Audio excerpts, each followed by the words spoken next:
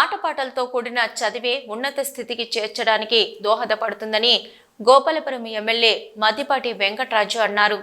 తూర్పు గోదావరి జిల్లా దేవరపల్లి మండలం దుద్దుకూరు గ్రామంలోని జిల్లా పరిషత్ హైస్కూల్లో స్కూల్ గేమ్స్ ఫెడరేషన్ ఆధ్వర్యంలో ఏర్పాటు చేసిన నియోజకవర్గ స్థాయి క్రీడా పోటీలను ఎమ్మెల్యే మద్దిపాటి వెంకటరాజు ప్రారంభించారు.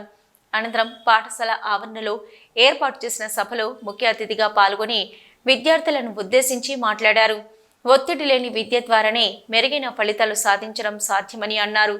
క్రీడలకు చదువుకు సమాన ప్రాతినిధ్యం ఇవ్వడం వలన మంచి ఫలితాలు వస్తాయన్నారు. ప్రభుత్వ పాఠశాల విద్యార్థులు ఏ విషయంలోనూ తక్కువ కాదని, ఆటల్లో రాణించేది ప్రభుత్వ పాఠశాల విద్యార్థులేనని గుర్తుంచుకోవాలన్నారు. ఆటల్లోని గెలుపు ఓటములను సమానంగా స్వీకరించి గెలుపు కోసం పోరాటం చేయాల్సి ఉంటుందన్నారు. క్రీడా పోటీలకు పడే క్రీడాకారులకు రవాణా ఖర్చులను సొంతంగా సమకూరుస్తారని ఎమ్మెల్యే వెంకటరాజు తెలియజేశారు. ప్రతి మండలాల్లోనూ 4 పాఠశాలలను గుర్తించి క్రీడలకు అవసరమైన ఏర్పాట్లను చేస్తామని తెలియజేశారు. ఎంపీటీసీ మేడం గారు కూడా రావాల్సి ఉంది. వారిని కూడా వచ్చిన తర్వాత వేదిక మీద తీసుకుంటాం. మరి మన గ్రామ సర్పంచ్ గౌరవనీయురాలు శ్రీమతి బొంత నాగమణి గారిని, మన గౌరవ శాసనసభ్యుల్ని, మన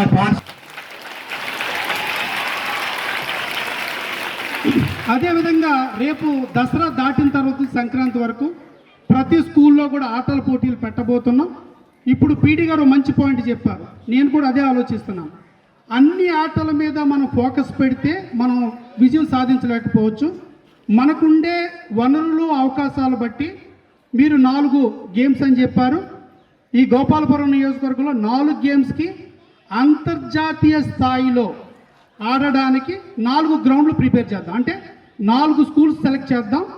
మీరు సెలెక్ట్ చేసుకున్న 4 గేమ్స్ ఆ స్కూల్లో వసతులు అంతర్జాతీయ స్థాయిలో ఉంటాయి. దానికి నేనే ఏర్పాట్లు చేస్తాను. ఆ రకంగా మనల్ని భవిష్యత్తులో రాష్ట్ర స్థాయిలోనే కాదు, జాతీయ స్థాయిలో, అంతర్జాతీయ స్థాయిలో ఖచ్చితంగా మన పేరు చిరస్థాయిగా నిలబడాలి. ఈ తూర్పుగోదావరి జిల్లాలో ఫిజికల్ ఎడ్యుకేషన్ పరంగా ఆటపాటల్లో మంచి ప్రతిభను చూపించిన 5 స్కూల్స్ ఉంటే నేను గర్వపడే అంశం ఏంటంటే 5లో 4 ఈ గోపాలపురం నియోజకవర్గం. బాధపడే అంశం ఏంటంటే ఆ 4 కూడా కేవలం దేవరపల్లి మండలానికి పరిమితం అయిపోయింది.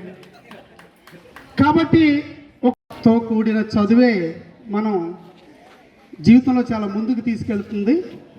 యాంత్రిక జీవితాలు అయిపోయినాయి, అంతా మెకానికల్ లైఫ్లు అయిపోయినాయి.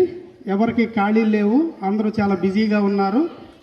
చాలా మానసిక ఒత్తిడికి గురవుతూ జీవితాలని ఎలా ఆస్వాదించాలో తెలియక మానసిక ఒత్తిడితో సూసైడ్ చేసుకునే కేసులు చాలా ఎక్కువ.